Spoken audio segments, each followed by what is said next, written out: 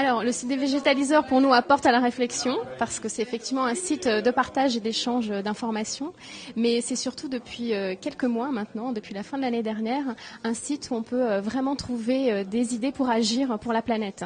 En fait, jusqu'à l'année dernière, on n'avait pas encore mis en place une rubrique qui pour nous est essentielle, qui s'appelle Végétaire, et qui est une sorte de grande carte du monde dans laquelle on peut trouver des actions qui sont faites pour la planète, des spots nature qui nous plaisent, et tous les végétaliseurs qui sont à côté de chez nous. Alors, la vraie particularité de cette rubrique-là, c'est que en fait, tout un chacun peut contribuer. Il n'y a pas seulement des associations, il n'y a pas seulement des ONG, il n'y a pas seulement les grands de ce monde qui peuvent collaborer, mais si on a un projet de monter un jardin partagé à côté de chez soi la semaine prochaine, on peut le poster sur le site des végétaliseurs, donc dans la rubrique végétaire, poster un appel à coup de main et justement faire venir tout le monde pour nous aider à créer ce projet.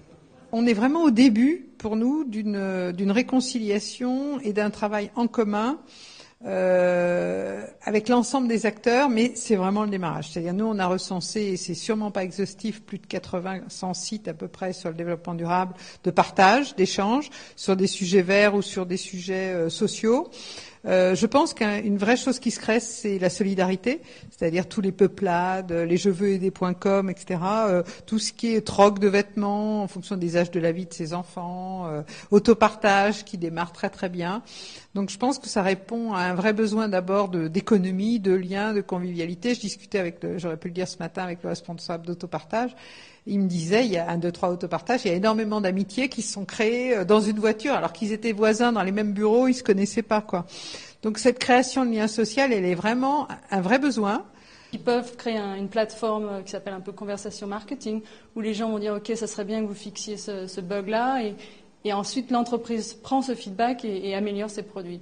Ou ça peut être, par exemple, Lego qui a demandé à des gens de créer les nouveaux modèles de demain et ensuite les récompenser financièrement. Ou ça peut être de créer des communautés, en fait, de vraiment faire en sorte que les gens se rencontrent, qui soient autour de projets importants pour eux, et ensuite ça fait bénéficier l'entreprise indirectement.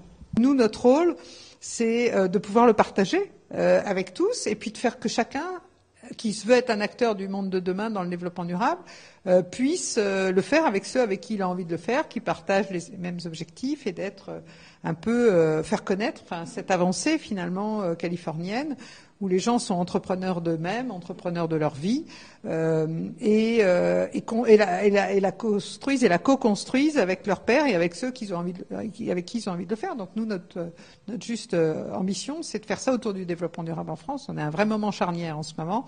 La crise, pour nous, c'est vraiment une opportunité, et c'est le moyen de co-créer ça ensemble.